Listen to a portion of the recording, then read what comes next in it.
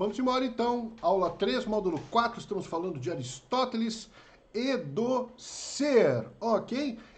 A metafísica vai tratar a questão do ser enquanto ser, o que existe, uma perspectiva ontológica. Então ali, ó, Aristóteles trata da metafísica como ontologia, como teoria do ser. Há uma ciência, há um tipo de conhecimento, né, que considera o ser enquanto ser e as propriedades que são atinentes, pertinentes, que fazem parte do estudo do ser. E ele vai dizer, tudo que não é puro nada, nada total e absoluto, ausência de existência, é ser de alguma forma. Bom, ele aqui está retomando a discussão dos eleatas, Parmênides e os eleatas, na questão do ser é e do não ser não é. Platão já tinha feito um progresso interessante ao introduzir a ideia de não ser, né? O ser está nas ideias, no mundo das ideias, e tem o não ser, que são os reflexos, as sombras da caverna, né? A projeção dessas ideias perfeitas nessa realidade. Ok. Aristóteles introduz uma reforma, né? Que vai implicar uma superação disso tudo, uma superação total, na verdade, da ontologia eleática, ontologia estudo do ser, tá? O ser não tem apenas um, mas múltiplos significados. Então eu vou ter níveis de ser. Tudo aquilo que não é nada absoluto é ser de alguma forma. Seja uma realidade sensível, seja uma realidade inteligível, seja um misto das duas, etc. Tá? Então, Aristóteles diz aqui, o ser é substância, alteração da substância, ou atividade da substância, ou de qualquer modo, algo que reporte a substância, que aponte para a substância, que faça referência à substância. Por quê? Porque o nada não tem substância. E se ele diz que tirando o puro nada tudo é ser, qualquer coisa que seja substância, que esteja ligada à substância, que remeta à substância, que faça referência à substância, é ser em alguma medida. Tá? Aristóteles distinguiu 4 significados possíveis de ser, e nessa aula a gente vai ver cada um deles. De alguma forma ou em alguma medida, em alguns momentos isso fica mais denso, mais contraintuitivo. Lembrando, Aristóteles é um cara que vai estabelecer e trabalhar com a ideia de categorias. Então ele divide, explica, se for preciso ele divide de novo, divide, mas no final das contas ele explica coisa que os outros não conseguiram explicar. Beleza? Bom, então, 4 significados possíveis do ser. O ser como categorias, o ser como ato e potência, o ser como acidente e o ser como verdadeiro, beleza? Então agora a gente vai pegar cada um deles. O ser como categorias, né? As categorias representam o grupo inicial dos significados do ser, tá? E elas constituem as divisões originárias do ser, os supremos gêneros do ser. Então ele coloca 10 categorias: substância ou essência, qualidade, quantidade, relação, ação ou agir no movimento, paixão ou sofrer, onde ou lugar, quando ou tempo, ter e jazer, né? Somente a primeira categoria, substância ou essência, tem subsistência autônoma, funciona sozinha, existe sozinha. A substância existe sozinha, tá? Enquanto as outras pressupõem e baseiam-se na primeira. Então, sobre a substância, eu vou trabalhar a ideia de qualidade, de quantidade, de relação, substância, isso com aquilo, né? De ação sobre a substância, tá? De paixão, gostar ou sofrer ou desejar, né? Em que lugar está essa substância? Ela está circunscrito aqui, espaço vazio, né? Quando que essa substância estava de um jeito ou de outro, né? Ter, possuir a substância ou jazer, né? Jazer no sentido de morrer ou estar depositado aqui. Qualidade e quantidade são sempre de uma substância e as relações são sempre entre substâncias. Ok? Tranquilo? Há de se dizer também o seguinte, essas duas últimas, ter e jazer, ele fala pouquíssimas vezes delas. Ok? Deve-se destacar que, embora se trate de significados originários, somente a primeira categoria tem substância autônoma, enquanto todas as outras pressupõem a primeira e baseiam-se nela. Qualidade e quantidade são sempre em relação à substância, como já estava colocado aqui no slide. Depois, pensando o ser como ato e potência, são originários e não podem ser definidos em referência a outra coisa, mas apenas em relação mútua um com o outro, ilustrados com exemplos. Então, exemplos. Se eu pego ato e potência, E aqui é muito legal, porque Aristóteles, com essa teoria do ato e potência, ele resolve um monte de encrenca que os outros não tinham conseguido resolver, né? Então, por exemplo, assim, lá para os eleatas que falavam do ser, em que o ser não pode passar para não ser e vice-versa, eles negam o movimento, né? E aí, como eles negam o movimento, fica a aporia eleática, no curso aqui tem isso, bem explicadinho, né? Que é a questão do nascimento e da morte. Se o ser não passa para não ser, nem vice-versa, o não ser não vira ser, como eu posso explicar que algo morra ou que algo nasça? Bom, Aristóteles resolve essa questão do movimento com a teoria do ato e potência. O que é ato e potência? Existe ser existência potencial e ser existência atualizada. Vou tentar explicar. Na verdade, exemplos funcionam bastante bem. Se eu pego uma semente de limoeiro, semente de limão, o que ela é em ato? Uma semente. Potencialmente ela é o quê? Um limoeiro. Ela pode vir a ser um limoeiro. Aquela semente de limão, potencialmente ela é uma macieira? Não, ela não pode virar uma macieira. Ela não pode virar uma oliveira. Ela não pode virar um cajuzeiro. Ela não pode virar grama. A semente de limão, ela só poderá virar um limoeiro. Pode. Ela potencialmente é um limoeiro. E essa potência, esse poder vir a ser, se atualiza, se concretiza, ocorre no ato. Então, na semente de limão, eu tenho potencialmente o limoeiro. Se eu plantá-la, eu vou atualizar, eu vou transformar potência em ato. Potência e ato ocorre e se dá em todas as categorias. E Aristóteles ainda coloca uma coisa interessante. Nada muda do status de potência para ato sem uma ação, uma interferência externa. Ou seja, a semente de limoeiro não tem como virar limoeiro sozinha. Ela precisa que alguém a plante, que o vento a leve embora, que um passarinho coma e as suas fezes. Alguém tem que intervir, alguma força externa, intencional ou não, inteligente ou não, sem a ação de algo externo, o que é potência não vira ato. Ok? Isso é importante estar ligado. Depois, 3. O ser como acidente. Acidente é o ser casual, fortuito. É aquilo que é, mas poderia ser de outra forma. Então, assim, eu tenho um ser necessário, o qual, sem aquilo, eu não tenho a existência, e eu tenho o ser, que faz parte da definição e do conceito da coisa, né? Então, por exemplo, assim, para que eu pense, sei lá, em flor, é preciso, não sou especialista em flor, daqui a pouco estou falando uma bobagem, mas tudo bem. Como exemplo ilustrativo do acidente me serve. Eu posso pensar em flor. Vamos supor que para que eu tenha flor, seja necessariamente obrigatório que eu tenha pétalas.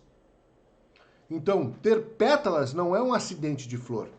É algo contingente, inerente ao conceito de flor.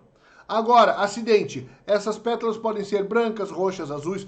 Pode ser de um jeito ou pode ser de outro. Usando o homem como exemplo e pensando no homem de Aristóteles, ou seja, na concepção que Aristóteles tinha de homem, para pensar em homem, eu tenho que pensar num ser mortal, racional, social, etc. Tá? Bom, então, é essencial a ideia de homem, que ele seja um ser mortal, que ele seja racional, que ele seja social. Tá? Tá. Ele pode ser alto, baixo, gordo, preto, branco, ter olhos verdes, azuis, ok? Essas coisas que são de um jeito, mas poderiam ser de outro, e o ser continua sendo o que ele é, essas coisas são acidentes, tá? Então é uma natureza acidental, olha, por um acaso, né?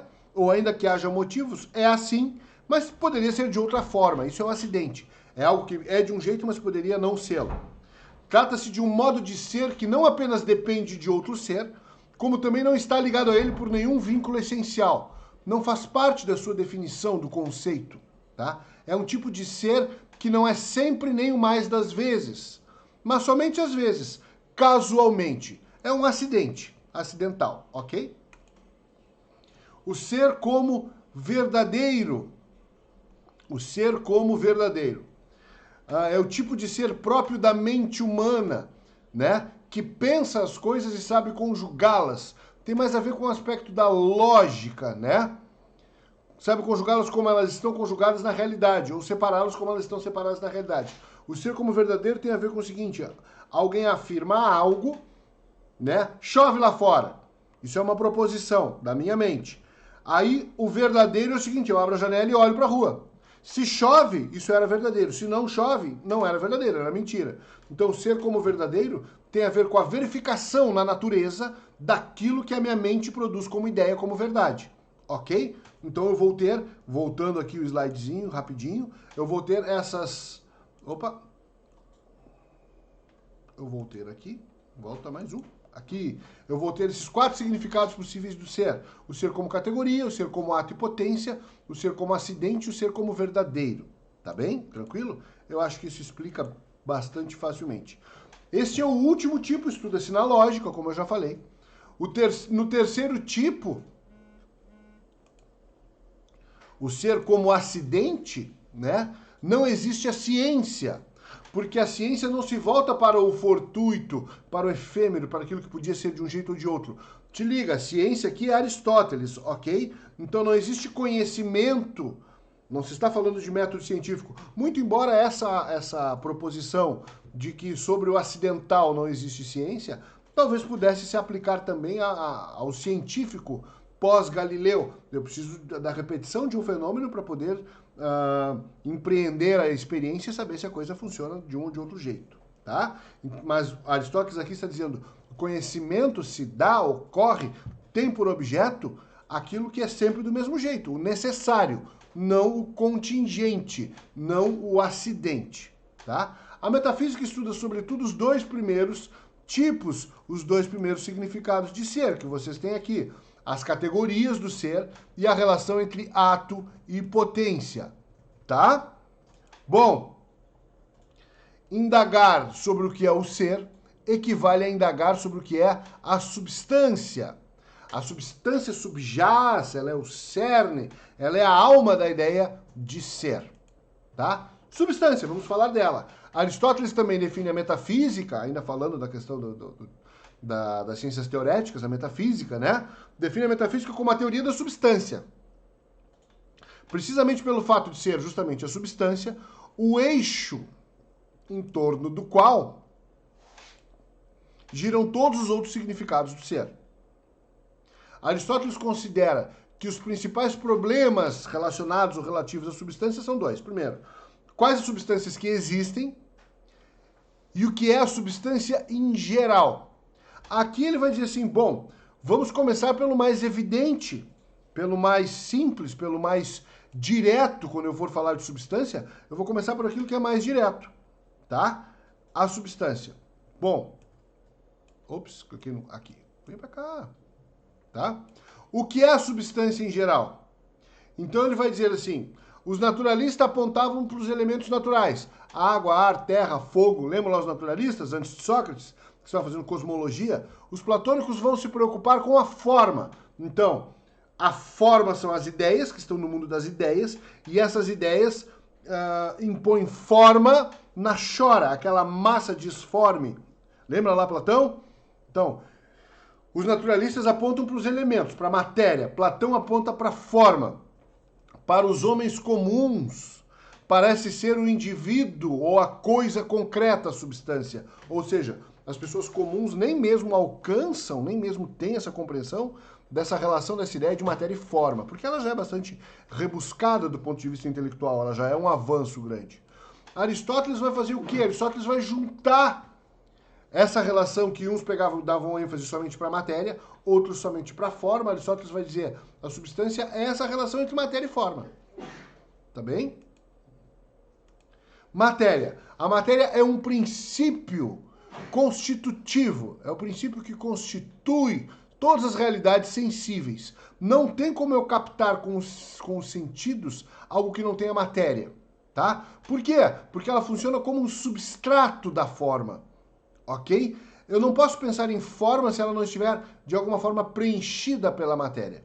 Se nós eliminássemos toda a matéria, eliminaríamos todas as coisas sensíveis. Não existe nada no mundo sensível sem matéria. Tranquilo? Porém, em si, somente a matéria, ela é indeterminada, podendo tornar-se algo somente quando encerrada, esculpida, determinada pela forma. Então, matéria é o de que algo é feito, mas somente com o de que eu não tenho algo. Então, eu preciso de algo que coloque a estátua de mármore.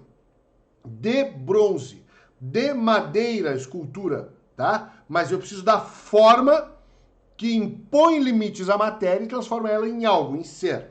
E aí eu tenho outro elemento, a forma. A forma concretiza, torna concreta a realidade da matéria. Sem a forma eu não tenho as coisas sensíveis.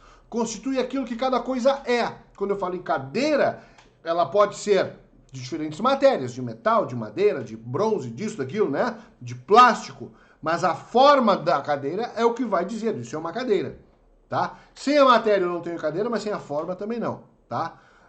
É a essência de algo, sendo de fato a substância. Não se trata da forma, como entendia Platão, né, o modelo idealizado, mas de uma forma que é constitutivo intrínseco da própria coisa. Então, para que eu possa chamar isso aqui de cadeira, eu estou falando isso porque eu estou olhando uma cadeira, né? Ela tem que ter determinada forma. E essa forma, ela não é algo idealizado lá no mundo das ideias, como é em Platão, não. A forma dessa cadeira, ela faz parte deste ser, do ser deste objeto.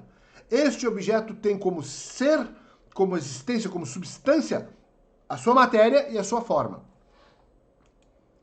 Sínolo. Sínolo é, como eu disse para vocês, os naturalistas apostavam nos elementos, na matéria. Platão fixou na forma. Sínolo é a junção das duas coisas.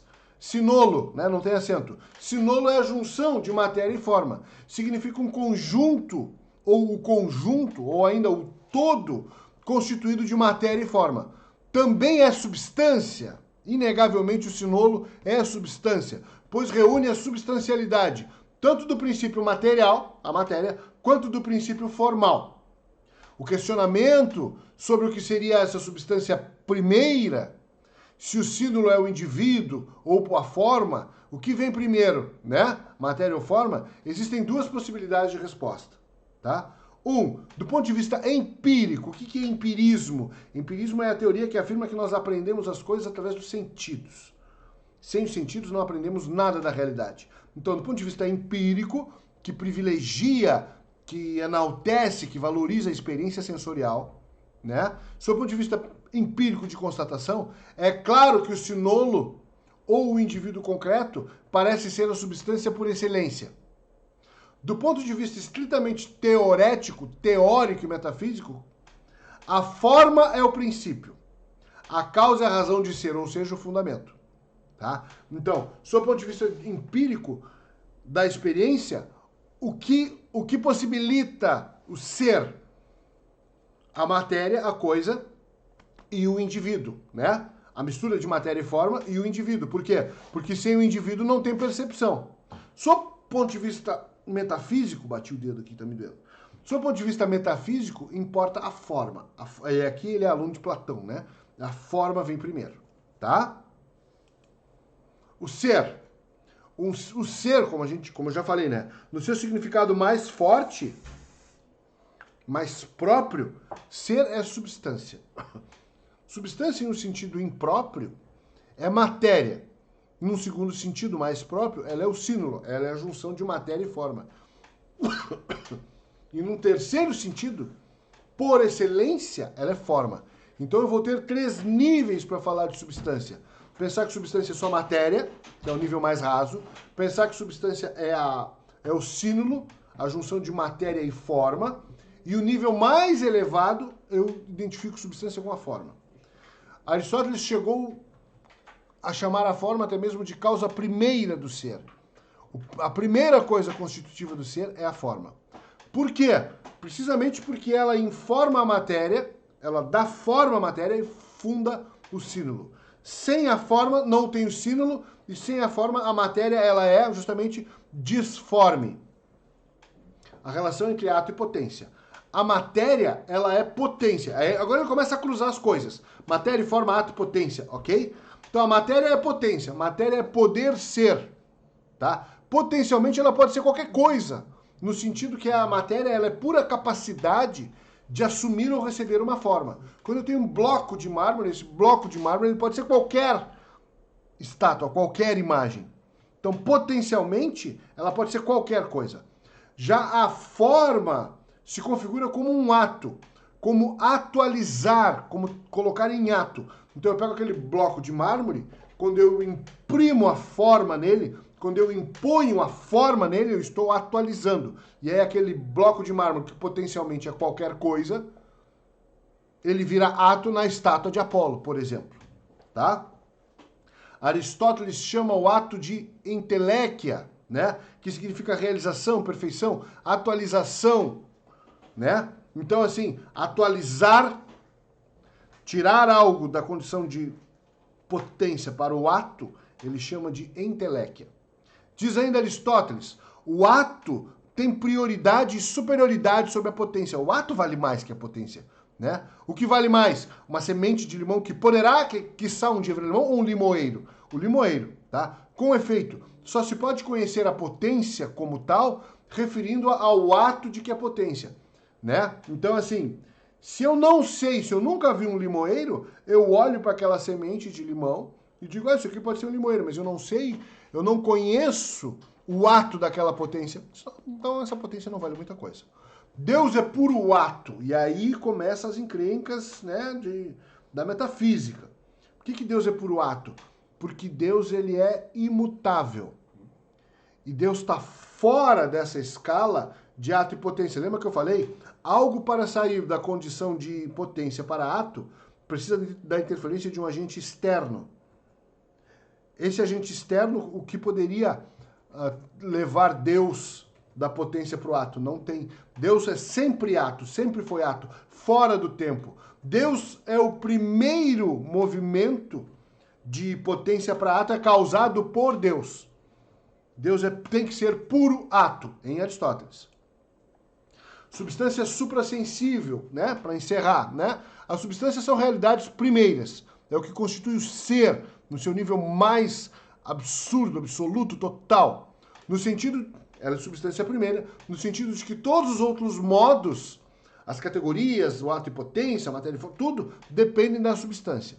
Assim, se todas as substâncias fossem corruptíveis, não haveria nada incorruptível. E nem mesmo poderíamos ter a ideia do incorruptível. Mas, segundo Aristóteles, o tempo é eterno. Todo movimento exige uma causa anterior.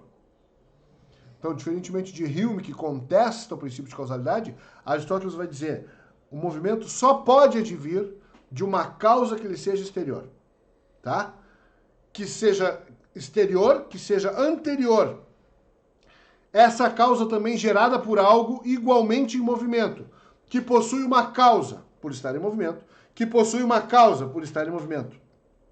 Então, é sempre aquela ideia de um dominó derrubando o outro, né? Esse dominó caiu porque o de trás caiu e empurrou ele, porque o de trás caiu e empurrou ele, e esse porque o de trás caiu e empurrou ele. Aristóteles vai dizer, é irracional pensar numa cadeia de dominós sem fim, que nunca teve início. É preciso que haja um primeiro motor, um primeiro dedão para empurrar o primeiro dominó e fazer com que o tempo comece a acontecer. Com que uma coisa seja a causa da outra, que seja a causa da outra, que seja a causa da outra. Então é preciso um primeiro ser não causado, imutável, imóvel, parado, eterno, que seja a causa primeira do movimento. Então, é preciso que exista um princípio primeiro, anterior a todo movimento. Esse princípio deve ser eterno. Se o movimento é eterno, eterno deve ser a sua causa. Ele tem que ser imóvel, porque só o móvel pode ser causa só o imóvel pode ser causa absoluta do móvel. Ali faltou um i, né? Só o que é imóvel pode ser causa absoluta do móvel. E ele deve ser privado de potencialidade. Ele precisa ser ato puro. Se ele tem que ser ato puro, não tem potência.